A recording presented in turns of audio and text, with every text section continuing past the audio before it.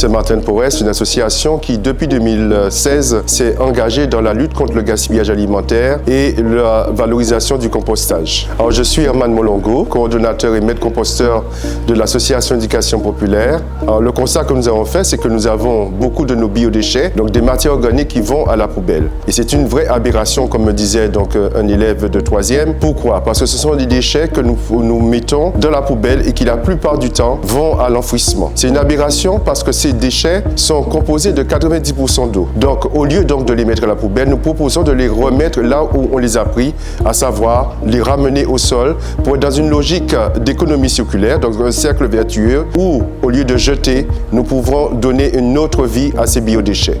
Ainsi, nous avons proposé à quelques établissements pour l'instant du Sud Caraïbe de les accompagner dans une activité qui sera de collecter ces biodéchets à proximité pour qu'ils soient ensuite transformés en compost. Comment ça va se passer? Eh bien, nous proposons simplement des bacs à ces établissements dans lesquels ils vont mettre les biodéchets. Nous les récupérons et ensuite nous les utilisons pour mettre dans le composteur. Ce composteur, il est écologique. Il fonctionne avec un panneau solaire, avec une réserve d'eau et avec une vis sans fin.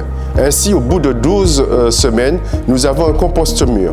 Le modèle économique de notre projet, il est simple. C'est que nous avons déjà des financeurs, par exemple avec l'ADEME, donc financement public. Nous avons d'autres collectivités que nous avons sollicitées. Et nous avons aussi des financeurs qui sont des fondations, donc qui nous soutiennent dans ce projet. Mais encore, nous avons besoin de compléter ce budget, puisqu'il est pour la première année de 180 000 €. Ce qui va nous permettre donc de démarrer une activité sur le territoire du Grand Sud Caraïbe, où nous allons pouvoir embaucher 5 personnes pour la première année, et nous permettra donc aussi de pouvoir proposer un emploi à ces personnes, mais de leur permettre aussi de monter en compétences. Le compost, lorsque nous l'aurons fait analyser et normer, il sera vendu pour les habitants, pour peut-être des agriculteurs, des maraîchers, enfin pour ceux qui en auront besoin. Donc ainsi, nous tournons la boucle donc, de la gestion des biodéchets. Ce que nous prenons au sol, nous le redonnons justement au sol. Le compost est toujours le bienvenu.